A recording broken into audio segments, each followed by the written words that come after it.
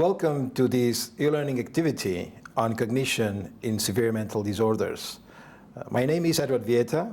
I'm professor of psychiatry at the University of Barcelona, and I lead a bipolar disorder program at the same city in Spain. Today we're going to learn about cognition in bipolar disorder. This is the topic we are going to cover.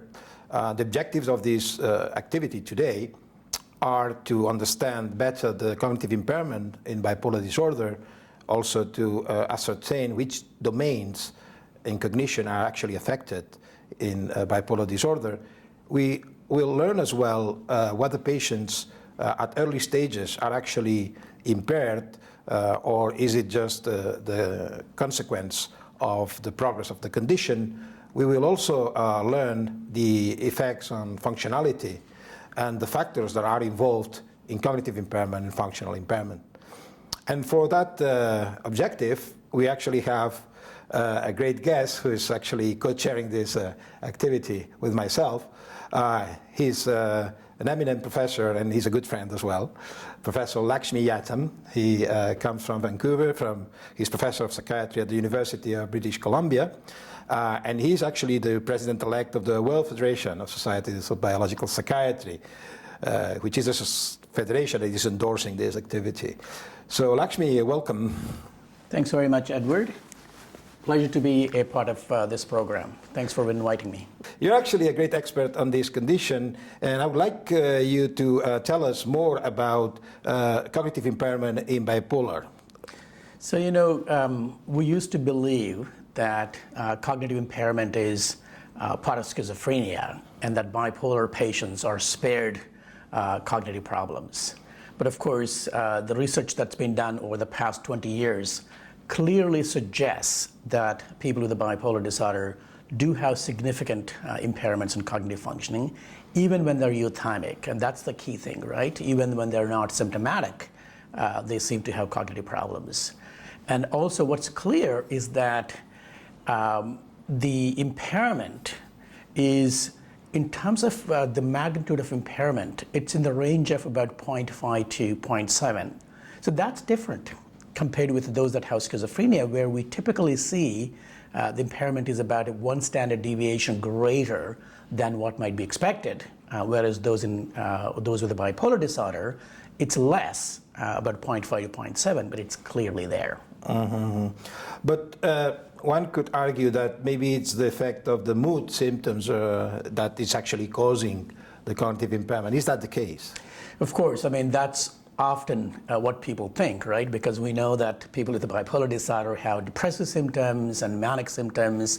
And if you do the testing at that time, their concentration is impaired. So one might expect problems in cognition in people with a bipolar disorder. But what's clear is that studies have been done in people when they're euthymic, showing impairments. Now, when those data came out, some people started saying, well, even when they're euthymic, they have subsyndromal mood symptoms. So could those also explain the impairment?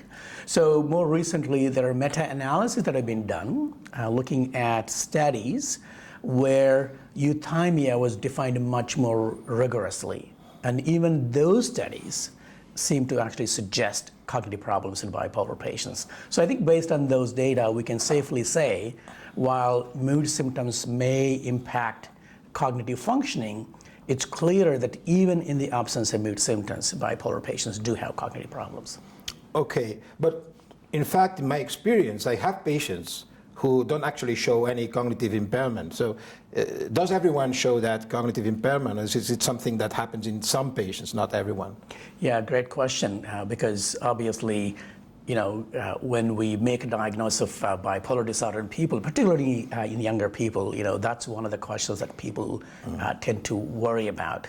So again, what the research suggests is that not every person, as your experience suggests, has impairment in cognitive issues. What the data suggests is that about 1/3 of bipolar patients have impairment across all domains. And another 1/3 of bipolar patients have impairment in some domains of cognitive issues, and 1/3 seem to be cognitively intact. So it's quite interesting that not everybody has cognitive problems. And then what are the factors that explain the cognitive impairment that we see in some but not all patients? Yeah, highly relevant, isn't it, from the clinical perspective? Because if these people have cognitive problems, we want to know, are there things that we could do as clinicians to sort of minimize those cognitive problems in bipolar patients? So some of the studies that have looked at the cognitive functioning has tried to determine what factors might affect cognitive function in bipolar patients. And I think what the data suggests so far is that patients that have had multiple mood episodes are the ones that seem to have more impairment. Also, patients that have had hospitalizations, again, that seems to impact cognition. The issue of duration of the illness versus the cognitive impairment, the evidence is conflicting. Intuitively, it makes sense that someone that has had the illness for a longer period of time might have more impairment, but that doesn't seem to be consistent in terms of the study data. The other issue is that there is some suggestion that it's the manic episodes that seem to have greater impact on affecting cognition than depressive episodes. But certainly age and sex don't seem to have any impact. There's some suggestion that the weight can affect cognition. So if you're treating bipolar disorder with medicines that cause a lot of weight gain, that might adversely affect cognition as well.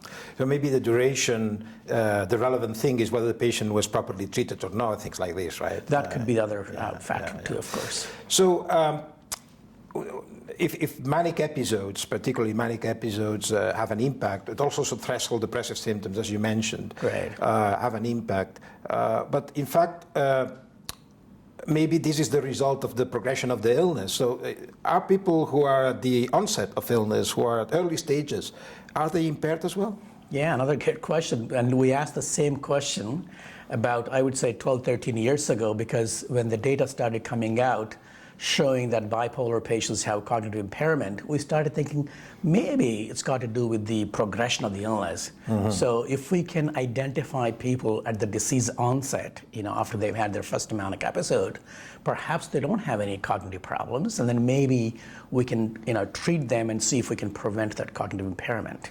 So we started a first episode mania program trying to answer that particular question.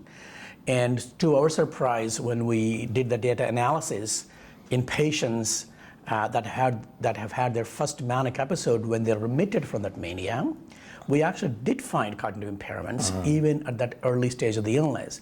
But what's interesting, though, is that the magnitude of impairment was smaller. Right. So if someone has had a bunch of mood episodes, and let's just say the magnitude of impairment in terms of the effect sizes is, let's say, 0.5 to 0.7, in that group, in the early stages, it seemed more like perhaps 0.3 to 0.5, 0.6. Yeah. So while impairment is there, it seems to be smaller in the early stages of the illness. Yeah, but these are still first episode patients, so what you see is probably the result of the first episode. Maybe at premorbid stages, these people might not be impaired or just less impaired, right?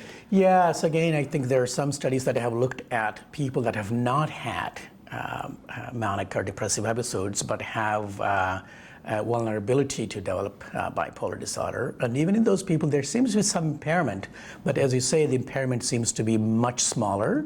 And if you actually look at even earlier stages, like when they're younger, there seems to be no impairment, as some of the studies by Mary Cannon suggest. Right. So it almost seems like you start with no impairment, and then you have a little bit, and then when you have an episode, you got some more. Obviously, this has great implications for clinical practice because you don't want your patients to have a relapse because every relapse may carry a greater risk, right? So in these early patients or the early stage patients, are there the same factors that influence cognitive impairment as in multiple episodes, or is it different? So one of the things that we looked at was because we assessed patients after they've had their first manic episode, and because we know about 2/3 of these patients will have had previous depressive episodes. So we looked at, well, could that have an impact. People that have had multiple depressive episodes versus a third of patients that have not had any previous depressive episodes. Is there any difference in terms of their cognitive functioning? What we found was that on most domains, they were pretty similar, except in terms of attention, where the ones that have had previous depressive episodes have had greater impairment. But other than that, on most other domains, they were very similar. So kind of suggesting what we had thought earlier, which is it's perhaps the manic episodes that seem to have more deleterious effect on cognition than depressive episodes. The other interesting thing that we found was that when we looked at the impact of different treatments in the early stages of the illness, we found that the drugs that block D2 receptors very strongly, such as risperidone, seem to have greater negative impact on cognitive functioning. So in other words, patients that were treated for their manic episode with strong D2 blockers such as risperidone had greater impairment in executive functioning compared with those that were treated with a mood stabilizer alone or mood stabilizer plus other atypicals that don't have as strong D2 blockade as risperidone. Yeah, this is consistent with our data as well. Yeah. Considering that first episode patients, early stage patients are also impaired, maybe not as much as multiple episodes, can you do something? Can you do some sort of early intervention to try to tackle the cognitive impairment? Absolutely. So when we assessed the data from our program after these patients remitted from their first manic episode, when we found the cognitive impairment, although the magnitude was smaller, we were somewhat disappointed because we thought they would not have any impairment. But in any case, we have a evidence-based management of these patients that included both management using CANMAT ISPD guidelines, and also structured psychological strategies such as psychoeducation based on your group's program. And then we looked at what happened to cognition in these patients at 6 months, 1 year, and then 3 years down the road.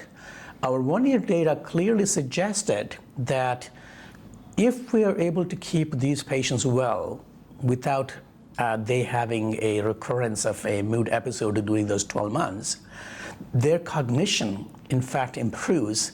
It returns to normal level of function, normal level. So the ones that stayed well had improvements in cognition, whereas those that had a relapse continue to have impairments. So I think the message to us as clinicians and to our colleagues is that identify or diagnose bipolar patients earlier on, manage them with the best evidence-based strategies, keep them well, and that gives them the best chance of staying well. Yeah, that's very clear. So the combination of pharmacotherapy plus psychoeducation is certainly critical. Absolutely. Yeah. We discussed all these issues around cognition because we know that cognition is correlated quite heavily, not 100%, but quite heavily with functioning. Is that the case in bipolar? Right, absolutely, because when we talk about cognitive impairments to our colleagues in patients with bipolar disorder, one of the questions that comes up is, well, so what? Well, so what is that the cognitive impairment clearly correlates with their day-to-day functioning. So those that have impairment don't seem to function as well in their day-to-day activities as those that do not have cognitive impairment. So clearly, it matters, right? Because it affects their functioning. Yeah. So what would be your take-home messages from all these data that you discussed, that we discussed today, about cognition, functioning, early stages and so on? Yeah, so I think I want us and our clinicians to be aware that cognitive impairment is present in people with bipolar disorder, even when they are euthymic. So it's not something that's restricted to those with schizophrenia. It's clearly present in people with a bipolar disorder. And the other interesting thing is that it's also present in the early stages of the illness, and there are certain factors that seem to negatively affect cognition. And one of the things that we as clinicians must do as we manage these patients is we want to make sure that we offer evidence-based pharmacological and psychological strategies so that we keep them well, that minimizes the risk of continued cognitive impairment. And also, I think as we use these treatments, we want to make sure that we use drugs that don't have stronger D2 blockade, that don't cause too much weight gain, both of which seem to negatively impact cognitive functioning as well. So I think on a routine basis clinically, we need to be vigilant for these cognitive problems in our patients. And if we detect that, we need to think about minimizing factors that lead to continued impairment, and also start thinking about what can we do to address this cognitive impairment, such as other psychological strategies or cognitive strategies, which I believe will be addressed in other modules as a part of this e-learning series. Right. No, that's very clear. You would probably recommend to do some kind of assessment of cognition, functioning, and so on, right? Absolutely. I think there are some tools that are available for clinicians that can be administered as a part of the routine clinical assessment. And again, those will be part of another e-learning module that we'll talk about. Thank you very much, Lakshmi. That was extremely helpful, and that was a clear picture of cognitive impairment in bipolar, early stages, impact on functioning, and so on. Thank you very much. My pleasure. Thank you.